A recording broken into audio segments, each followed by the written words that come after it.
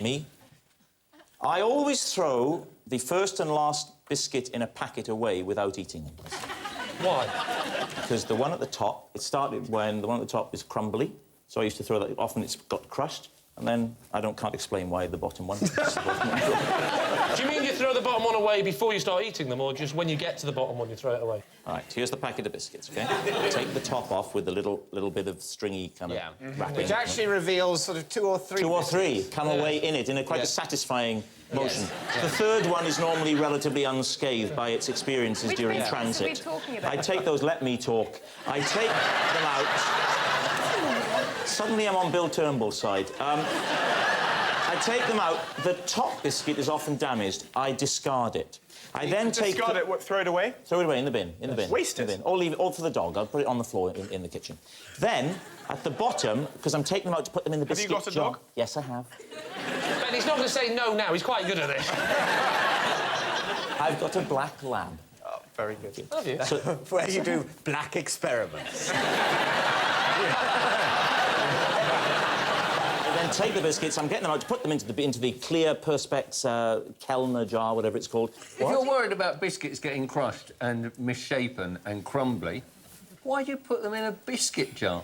Well, that's the safest place. No, it's not. A packet is like a car park for biscuits. It's all perfectly, isn't it? If you put them in a jar, you're going to get exactly the kind of problem you're trying to avoid. You think I'm putting them in the jar like this. I give my wife the jar at one end of the room. I then stand at the other end and go, "Are you ready?" That's not how I put them in, Hugh. You take them out one by one and carefully place them in the bottom of the jar like a maniac. No, David, I take them out and I slide them into the jar and they rest happily. What biscuits are they? Chocolate hobnobs, or, ideally, the ones I don't have to do it with, because I only do it with the ones you take out, is the chocolate Leibniz, because they come in a box. They're usually unscathed. You've just said that you give chocolate hobnobs to your dog. Chocolate is poisonous to dogs. Have you not met his dog? Well, now you mention he wasn't a black lab when we got him. He was a golden retriever. So just to absolutely establish, you're taking out the biscuit, you're discarding it because it's crumbled. If it's not crumbled, you'll tend to throw it away, but not always. Then you'll slide them out like some sort of magician on your hand like that. You'll get the jar, you'll insert them in, unless it's a Leibniz, wherever the bloody hell they are. They go in, it comes off, there's one left, it's not damaged, give it to the dog that used to be brown that's now black. That is what you're telling us is what's happening in your house. You're mental, of course it's true.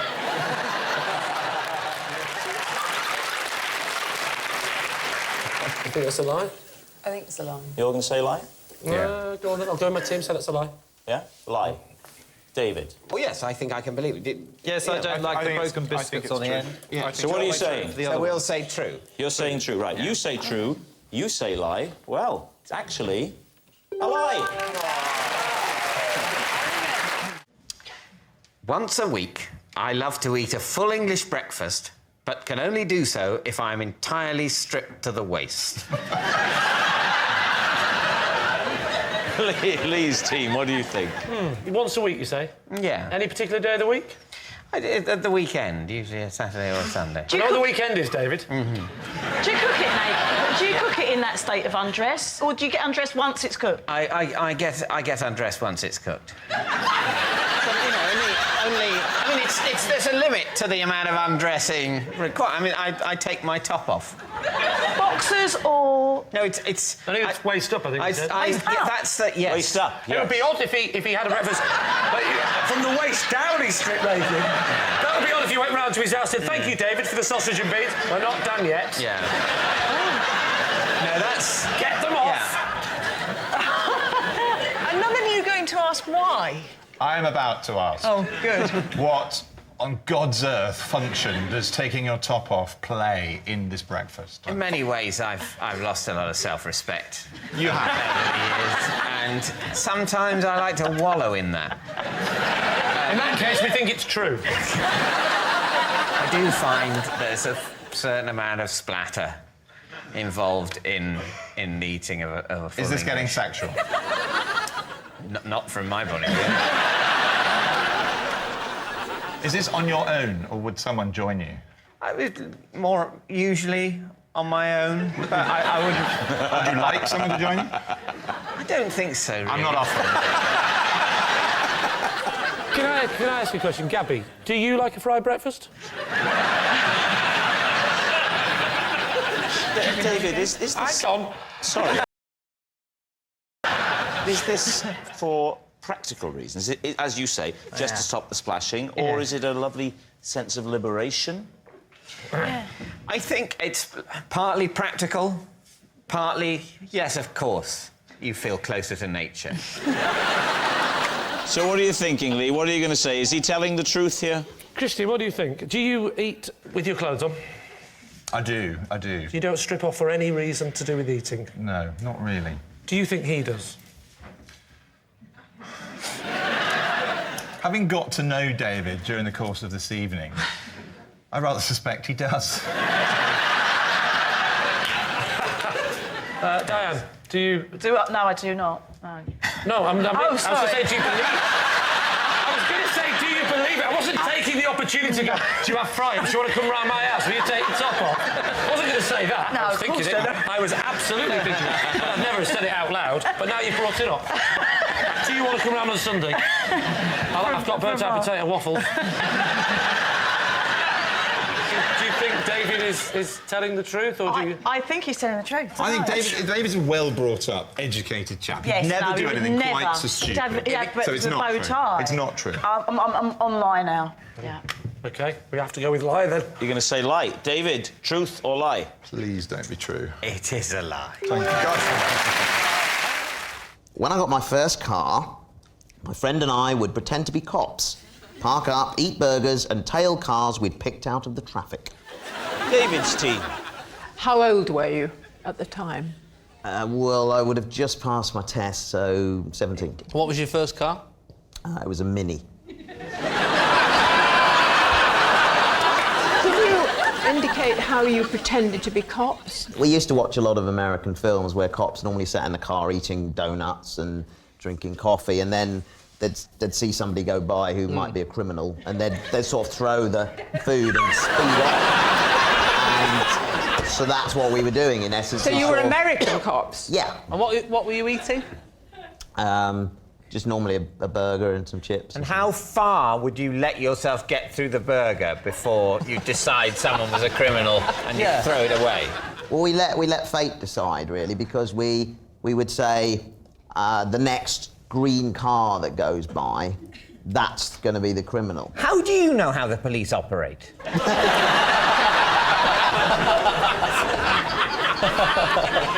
What happened when you caught up with them?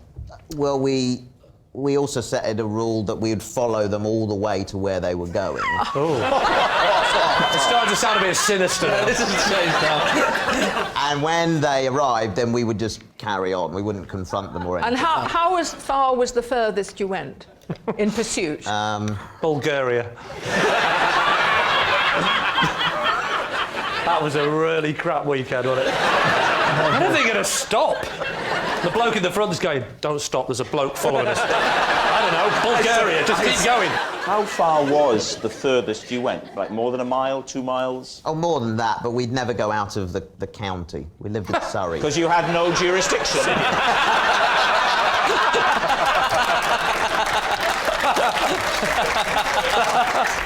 Did you exceed the speed limit?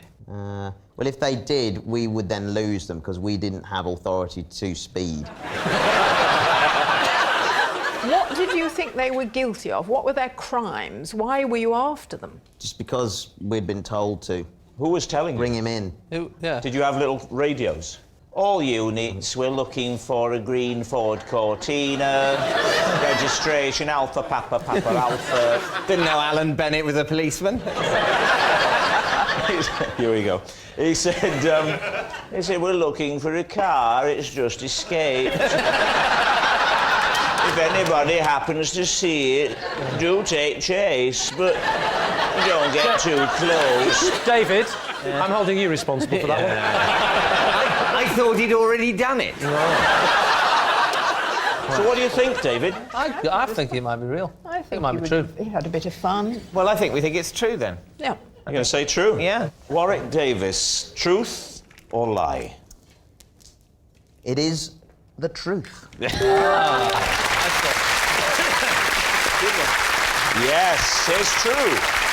When Warwick got his first car, he and a friend would pretend to be cops, park up, eat burgers, and tail cars they'd picked out of the traffic. Last year, I was amused to discover that in one weekend, I'd had a curry with Andy Murray, been bowling with JK Rowling, and attended an odd party with Todd Carty.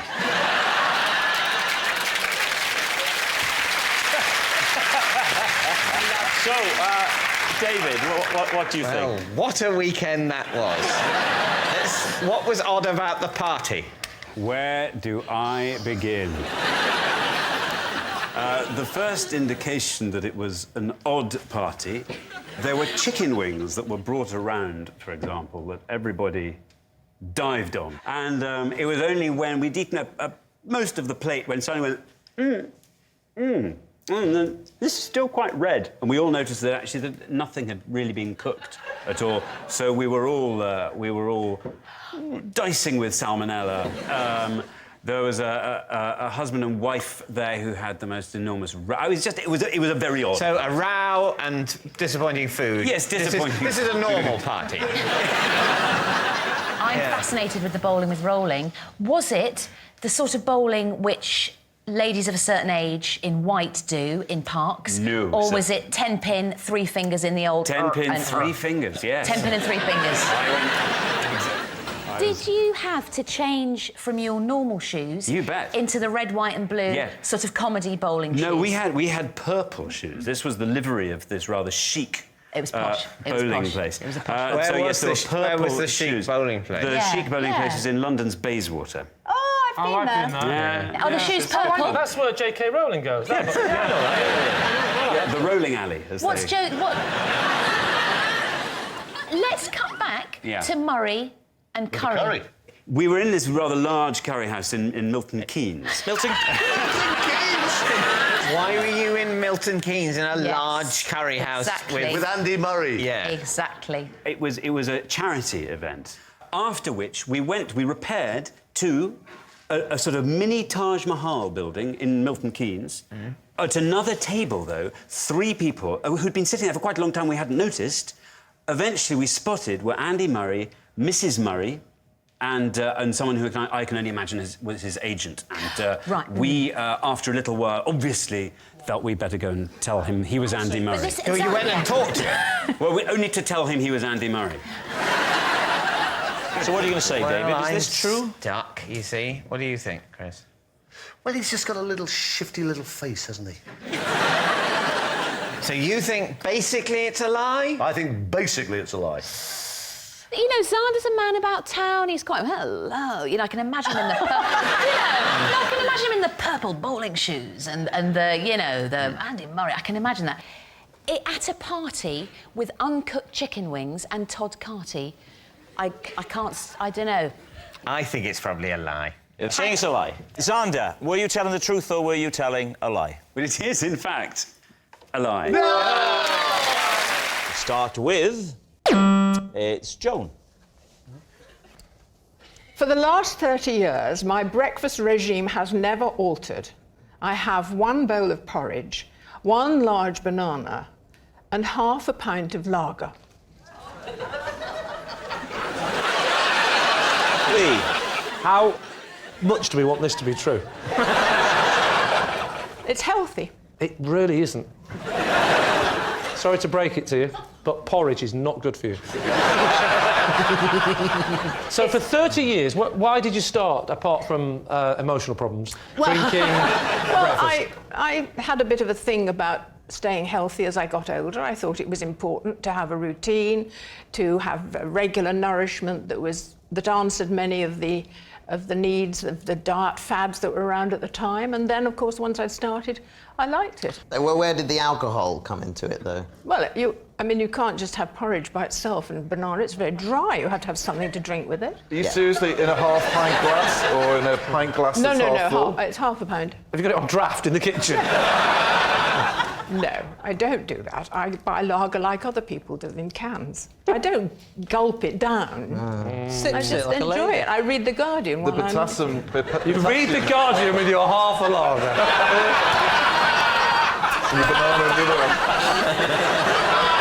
Exactly. Forget the paper.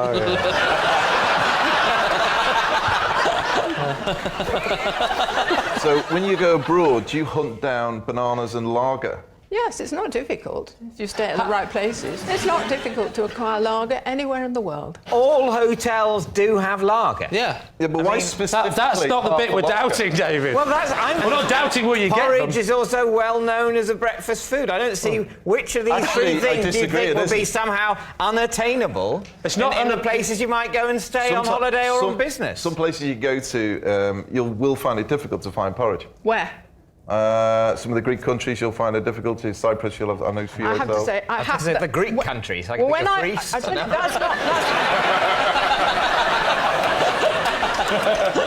that's not been the problem that I've encountered is when I go to stay somewhere in which I've rented a villa or something, and then I take porridge oats with me. And beer. And beer as well. No, you can order that. Where'd you go? You can't order it in a villa. No, you can't order it, but unless you open the back door and scream, I'm a heavy drinker, somebody help me. At 7 in the morning, I've got an hour! I need lager! Porridge and a banana, thank you.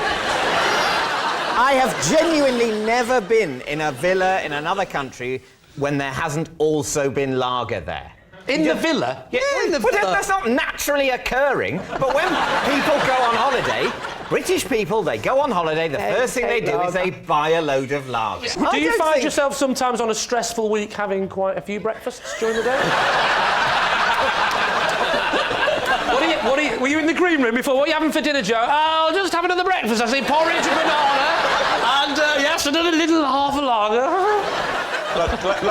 Let me just say, Joan, whatever it is that you do, it's working because you look fantastic. You see, that's how you talk to a lady. Now, Lee, what are you thinking? She couldn't understand a word you said. She's drunk. Is it the truth or is it a lie? Time to decide. I think she looks great, and that's why I don't think she drinks half a lager. Because look at me, I do drink lager every night, and I'm 24. What do you think, Laura? Yeah, I think it's a lie. You think it's a lie? I think it's a lie. Let's go for a lie. So you're going to say it's a lie? I'll say it's a lie. OK, they're saying it's a lie. Joan, was it the truth or was it a lie? It was a lie. Yes, it was a lie. For the last 30 years, Joan's breakfast regime hasn't been one bowl of porridge, one large banana, and half a pint of lager. I once caused a fire in a hotel while making pasta sauce for Bananarama. David's team, Bananarama, I should say, David, are a popular pop group from the 1980s, all-girl, three-piece band. Yeah, right. I should point out, girls are... I mean, the key question here, Bruno, is why were you making pasta sauce in a hotel for Bananarama?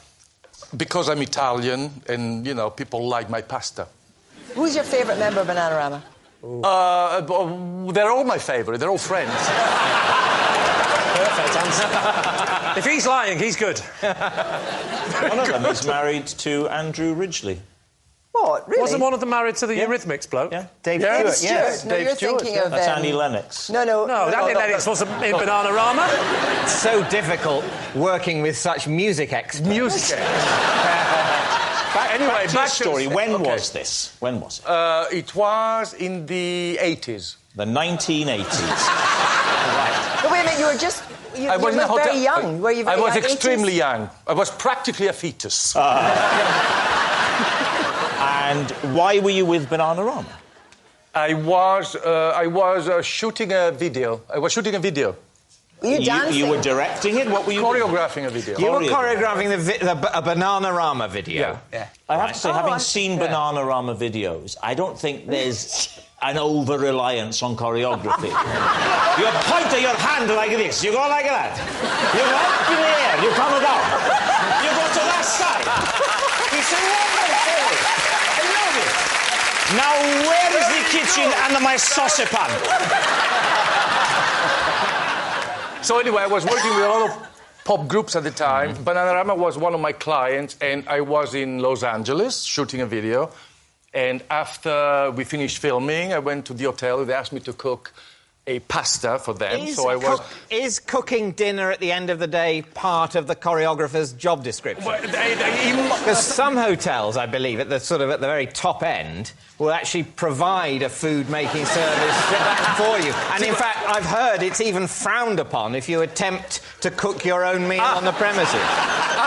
But there are some hotels, rock and roll hotels, which actually have villas, so you don't go through what everybody goes through. So how did the fire? You say there was a conflagration. Well, what happened is that I kind of started this tomato sauce, and I said to Sarah, I need to get some extra ingredients, so you just watch the onions. Yeah, I know. Make sure that once they become golden, you remove the pan from the stove and wait for me to come back to finish. Very clear instructions. Very clear, it's very simple. An idiot could follow those instructions. So after a day of trying to choreograph Bananarama, you knew they couldn't follow any instructions. So anyway, so I come back and there is like fire ranging, smoke everywhere. What the hell is going on here? Basically, she washed her hair and the kitchen was on fire. Everything was black. I mean, the whole thing was a terrible disaster. Was Bananarama all right? Who cares? My pasta was ruined. Did the fire brigade come? Yes. Was that nice? Yeah. Was it nice, did you say, Rob? Was it nice? Very odd question. Was it nice? How was the fire engine? Was it nice? Was it but they're nice, because in America, they're always very nice. How are you doing, sir? Yeah. Is this your villa? Is it burned down to the ground? Yeah. Well done. Good job. Yeah. Good job. They're lovely. I love it. Good job. Yeah, I like it. I like it. You know, they're so nice. Everything in America is lovely. It's good job. Good job. David, what are you thinking? What do you think? I'm thinking it's a lie. Really? Yeah. I think he's kind of telling the truth because it's so ridiculous. I think we're going to say true. I think it's true. OK. Bruno Tonioli, was it true or was it a lie? It was the truth. Oh. Wow. Yes, it's true. Bruno did cause a fire in a hotel when making pasta sauce for Bananarama. Last year, I ate my Christmas dinner in the bath. David's tea. Why? Because we had quite a lot of family round, and I just wanted to be on my own because I was in a really bad mood. So, was it on a plate? That's a horrible image, isn't it? It was on a plate. Hold on. So I'm just going to picture the scene, right? You've got your Christmas dinner on the plate, and you just get up to the table and you say, I'm just going off to the bath for a bit. And the family... I don't think I announced it. Oh, you didn't? I was just so fed up with everyone. I just got up, took my dinner, went upstairs and thought, I'm going to have a bath. But didn't you find it that you got really hot eating in the bath? I could eat my Christmas dinner in a fire. Where did you put the dinner when you were running the bath? On the toilet. On the toilet. Did you allow the bath... with a lid on and a nice little tablecloth. No. Even so, I think it's a bit... Do you? It's just the associations, isn't it, of the two ends of the process. It's like saying to the food, this is where you're going to end up, mate. We both know it. You know it, I know it. You're going on an incredible journey. Yeah. Did you continue to eat your Christmas dinner while the bath was running, or did you pause in that process to sort of save it until you were nice and comfy in the bath? I had a couple of sprouts, David. Right. Did you have like a tray that goes over the side of the bath? Yeah. You can put the dinner on, or did you have to balance it on your knees? I had to balance it. On your knees? Not necessarily.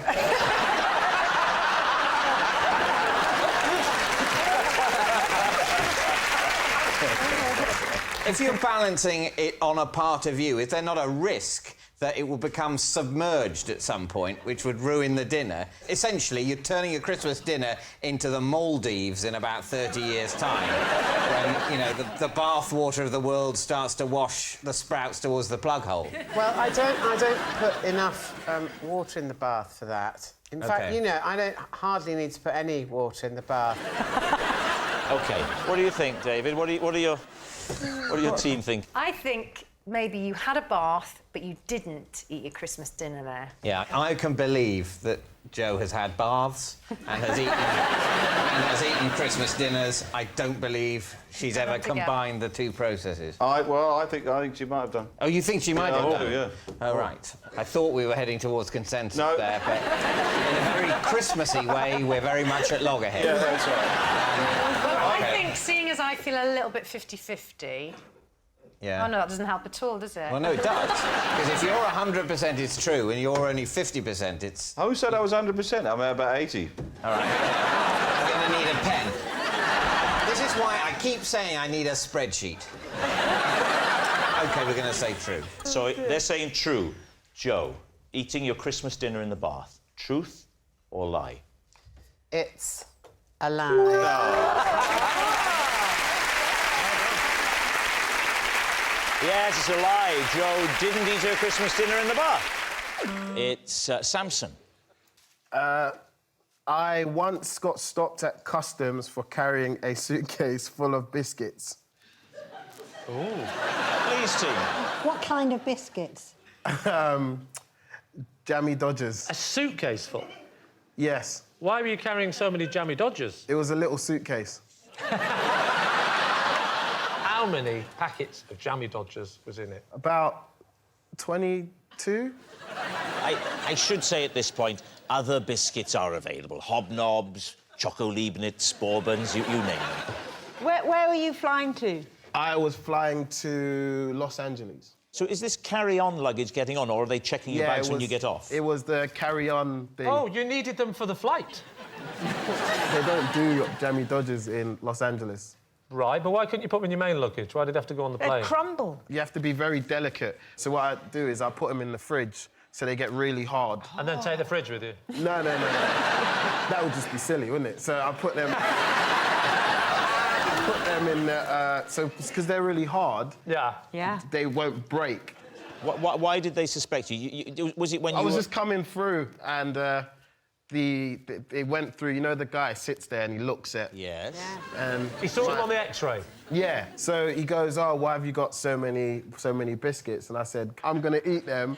And he opened a few, and then... When he opened them, though, what did he do? Did he taste them? I couldn't see where he went. He went, like, around, like, a little pillar. Right. And he put the suitcase down and he was checking them. And then I remember, Probably made a cup of tea, didn't he? No, it's funny, because I remember he gave them back, and obviously I went on my way, and when I got to LA, I realised there was, like, 17 packs left. Was there anything else in that suitcase? Heroin. Socks. Plain socks, innit? Oh, I don't care what colour they were. Why were you going to LA? Just a holiday.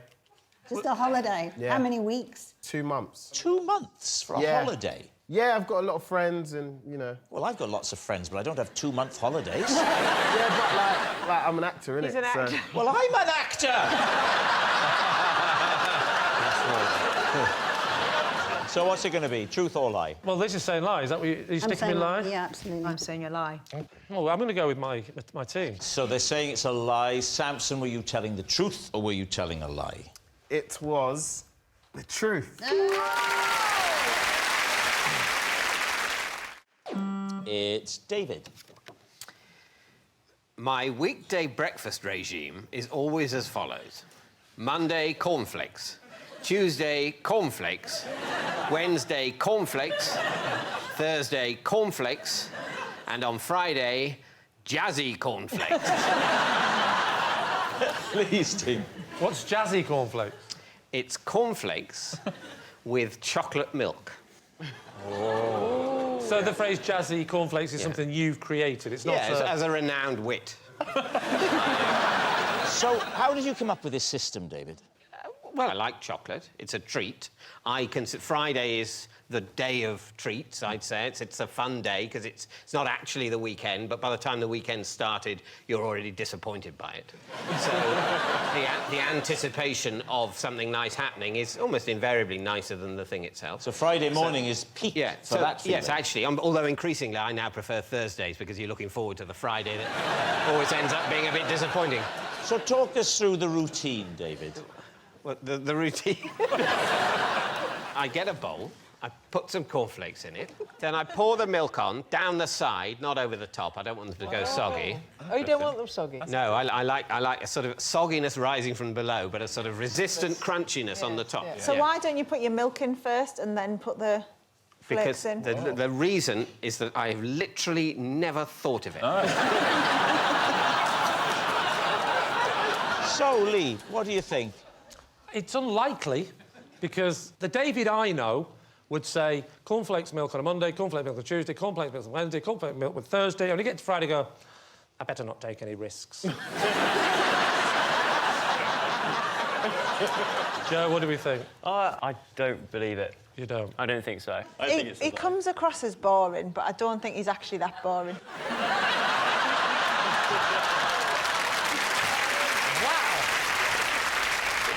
So what are you going to say? Is it the truth? Well, we'll have to go with lie. Say lie. OK, David, truth or lie? It is a lie.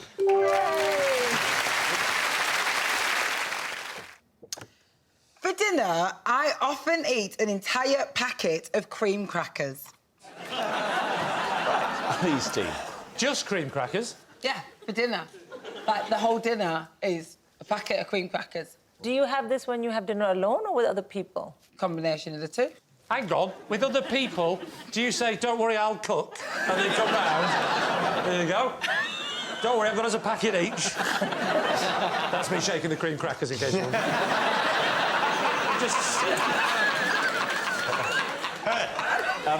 Now, AJ, it doesn't strike me as a healthy diet. Do you have a take on this? Because I know you have an above-average knowledge of food. You are talking like a man who has never had a conversation in his life. I know for a fact that you have above-average knowledge of food. What are you talking about? No, because I know about you. You I know about you. I know about you and your eating habits. I'm the one in the team. You trained, didn't you train as a nutritionist? Yeah, you know. Well, if you trained as a nutritionist, why on earth are you eating crackers? Look, that's like saying, does a kidney doctor, like, not have alcohol? Kidney doctors drink booze, you know what I mean? Yeah. It's the liver more than the kidney, traditionally, but I take your point. Look, listen. Think. Which one? What's it going to be, look or listen, please?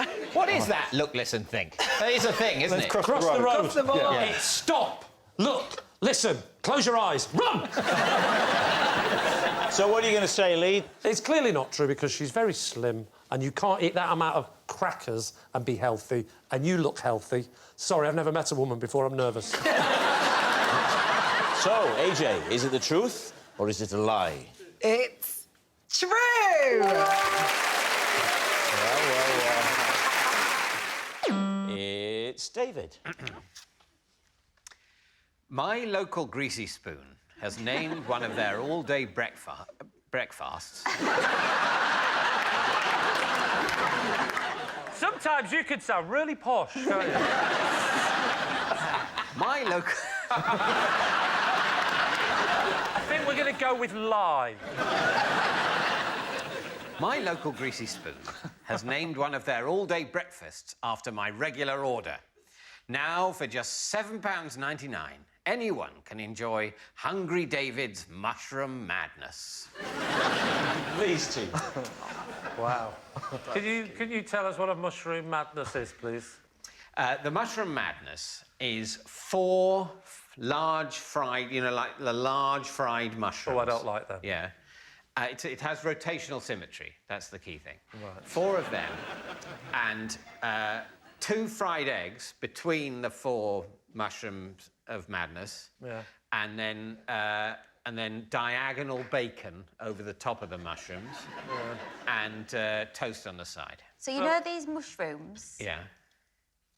Did you ask that it has to be 4?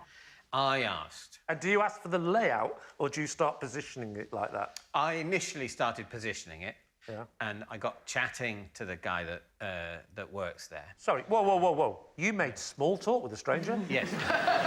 Come on, David. Well, remember, this could be a lie. Oh, yes. Yeah.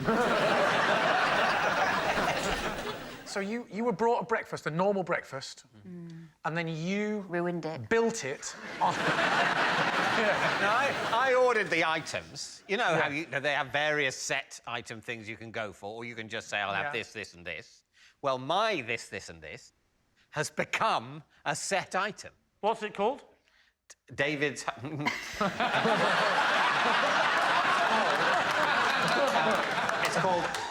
It's called Hungry David's Mushroom Madness.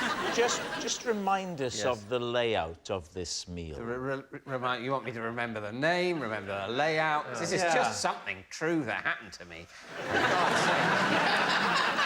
There's the 4 mushrooms, a bit sort of like sombrero-y. You know, like enormous grey... Yes. Not enormous, very, very small. But enormous for a mushroom, small for a hat. And... Oh, something else I was going to say. I can't remember now. There was something else I was going to say. I can't remember. Wonderful stuff from David Mitchell. Vintage stuff. And that's why we didn't get recommissioned. I can trace it back to that one moment when David said there was something else I was going to say. I just can't remember. Wouldn't that be a ballsy trailer for the show? This week's what I did. I was going to say something else, but anyway. And then at 8 o'clock... OK. What do you think, Ralph? I don't believe for a second that David Mitchell goes into a Greasy Spoon cafe. What if he just thinks it's greasy? It's actually a 2 Michelin-starred French restaurant. It lost a star last year and now he calls it the Greasy Spoon. Are you saying I don't know whether something's greasy? I do know. I can detect grease. Right, it's time to decide. Has he given you any feedback on how it's going, this dish? How's it going? Yeah, we're not sold many, David. We're thinking of dropping the David. So you think it's... I think it's a lie. He checked his card twice. What do you think, Lucy? I think whatever Ralph thinks. Lie? I think it's a lie. It's a lie. You're saying it's a lie. Well, David, was it a lie or was it actually all true? It was, in fact, a lie.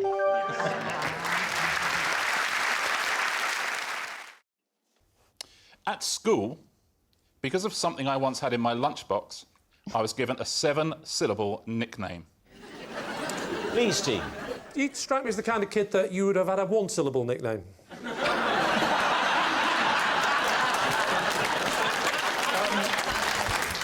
All right, what was in the lunchbox? A sandwich, a snack. What was the and, snack? Well, there, Lee, we find 6 of our 7 syllables.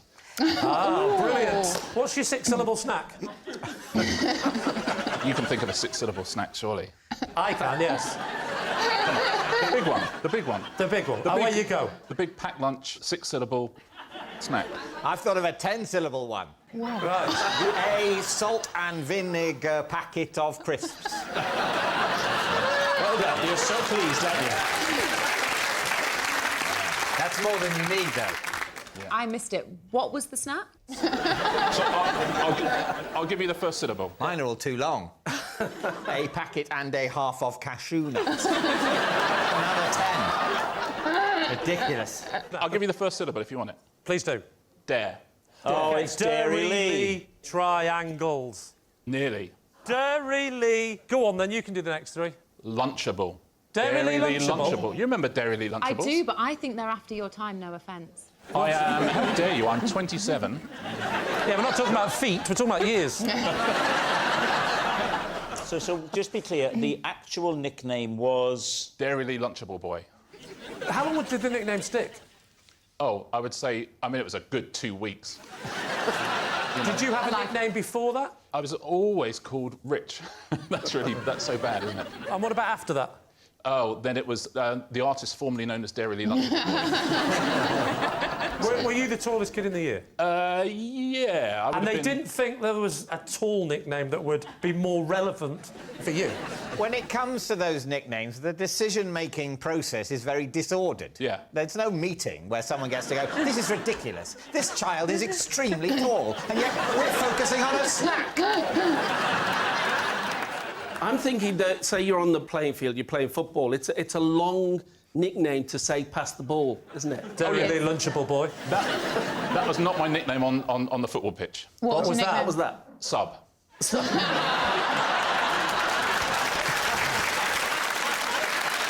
right, what do you reckon? Alice, is he telling the truth?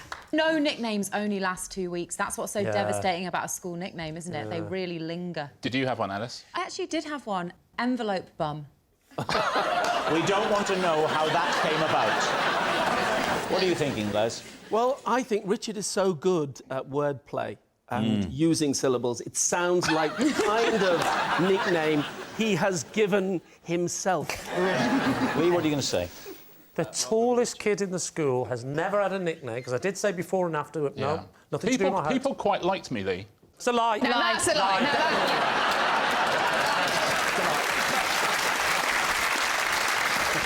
Richard, they're saying that it's a lie. Were you telling the truth or were you telling a lie? It was a lie.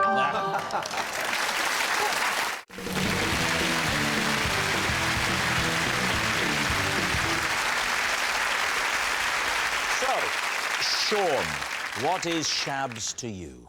This is Shabs. I keep my chicken drumsticks in his nuclear bunker. Right, so, Sean's bunker buddy. Johnny, how do you know Shabs? This is Shabs, and he used to regularly park cars on my foot to stop me going anywhere. Johnny's parking prankster. And finally, David, what is your relationship with Shabs? This is Shabs, and he's taught his parrot to say, nice shoes, Dave, whenever I enter his cobblers. Lee's team, where will you begin? Should we start with Sean? Let's start with Sean, I think, yeah? You leave your chicken drumsticks in his nuclear shelter. Is that what you're claiming? Yes. OK, enough questions. Johnny. Where is this nuclear shelter? In a field out the back of his garden. Which part of the country? Mid-Kent. I don't think anyone's ever referred to whatever area you're talking about as Mid-Kent. I mean, people say, where are you from? Oh, I'm mid-British. You're not Mid-Kent. Well, you say I'm from the Midlands. That's the middle of Britain, isn't it? But anyway...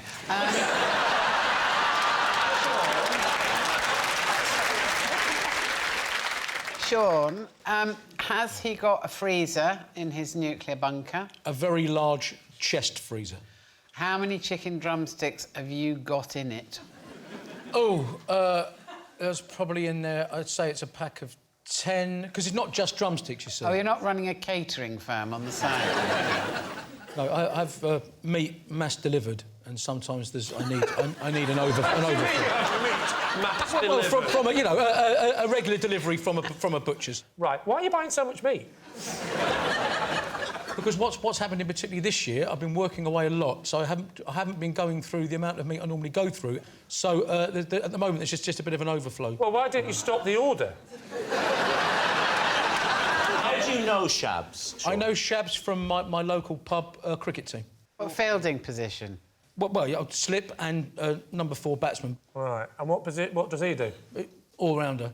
Excellent. No, all right, sorry. He does everything. He bats, he bowls, he freezes your meat. Sean, I've never been into a nuclear bunker. What's it like? OK, so basically, when you approach it, you'll see something that might look like a sort of white, woodeny, one of those slatted beehives, the square beehives. A slatted beehive, yeah, yes. But what that is, that's, I think, is the air conditioning, purifying system. And then there's almost like a hatch, like a submarine hatch. Yes. So you climb down a ladder, a metal ladder... Sorry, can I just check? Have you been watching the Teletubbies recently? I And then you get down the bottom of the ladder. Is there a living area, bedroom? Yes, there's a living area. He has got a television and a cracking stack. Oh, yeah, because, well, after the nuclear war, you're going to get a lot of telly, aren't you? I bet EastEnders survives. The cockroach of TV shows. You said it. I can't go back. I can't go back.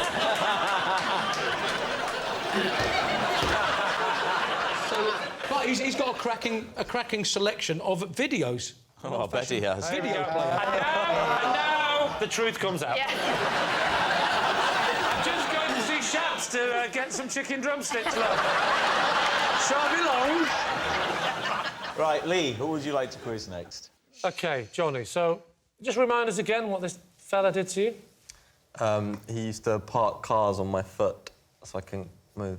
You couldn't move? On your prosthetic foot? Obviously on the prosthetic one. He's a friend of yours that did this, or is he... I used to work in a garage, and Shabs worked in the garage. Where was this, Mid-Kent? In St Ives. St Ives? St Ives? Not Cornwall St Ives, Cambridgeshire St Ives. I mean, how did he do it? Because surely you sort of saw the car coming and you moved away. He'd try and stop on the foot, but sometimes he'd miss. But if he got it, he'd pull the handbrake and get out of the car and walk off. I want to know, how did it start the first time? I was working there and Shabs joined, and one of the other guys told me it'd be quite funny because he didn't know that I had a prosthetic leg, to get my foot trapped under a wheel. To try and spook him? Yes, but it didn't. It awoke a sort of bloodlust in him, didn't it? So the start of this story was that it was I thought that he was perhaps bullying you a bit, and it turns out it's the other way round completely. The person you tried to bully at work turned out to be a sociopath. Right, what about David? Why does he keep a parrot in the Gobblers? As a pet. As a pet? Yeah, it's not a colleague. Did you go to the Cobblers a lot, then? Because for him to go through all the effort of teaching a parrot to say, nice shoes, Dave... I mean, I've probably been to a Cobblers, like, twice in the last 5 years. So do your shoes kind of wear out really quickly, or...? Well, I suppose I probably do go to the Cobblers quite a lot. OK, then that's fine. And what sort of voice does the parrot have? Could you give us a taste of the parrot? I'm so sorry? A flavour. You want me to do an impression? Not so much an impression, more an evocation. I suppose it would be sort of... I don't know what it's going to sound like until it comes out, so I'll be... I'm pretty sure it's going to be quite bad. I'm just going to say, yeah, I'm listening to it at the same time as you, so... Welcome to my world. Nice shoes, Dave. That was horrible. That was the most horrible thing you've ever done. Nothing like a parrot. You've done some horrible things, but that was horrible. Well, look, it's a parrot. You know, it doesn't sound like a parrot. Are you sure it's not just a rather exotic man that works with Shabs? Obviously, what you've got to understand is what you heard there wasn't the parrot. That was me. But it was you trying to... You're saying, that parrot sounds like a man pretending to be a parrot. But it didn't even sound like that, did it? Any parrot worth his salt would say, nice shoes, Dave.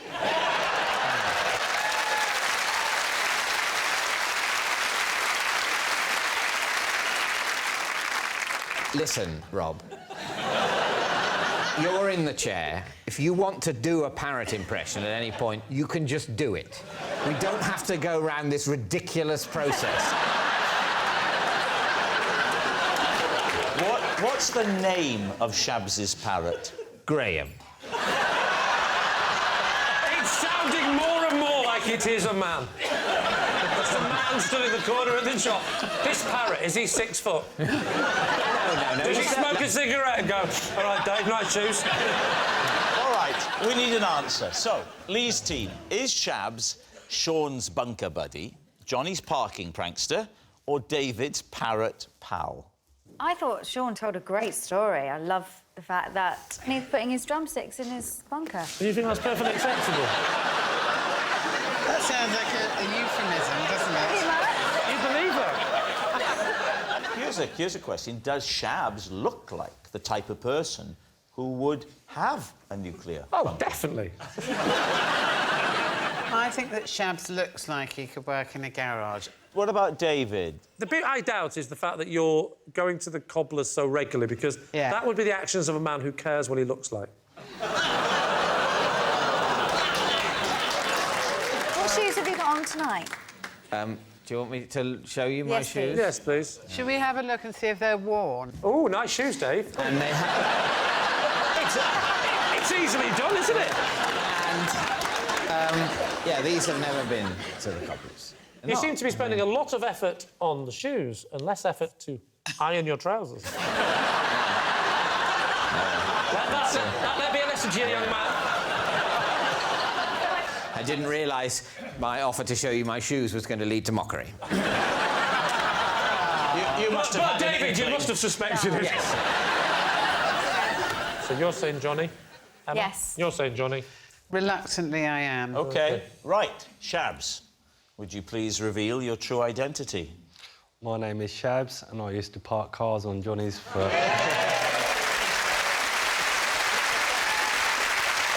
Yes, Shabs is Johnny's parking prankster. Thank you very much, Shabs.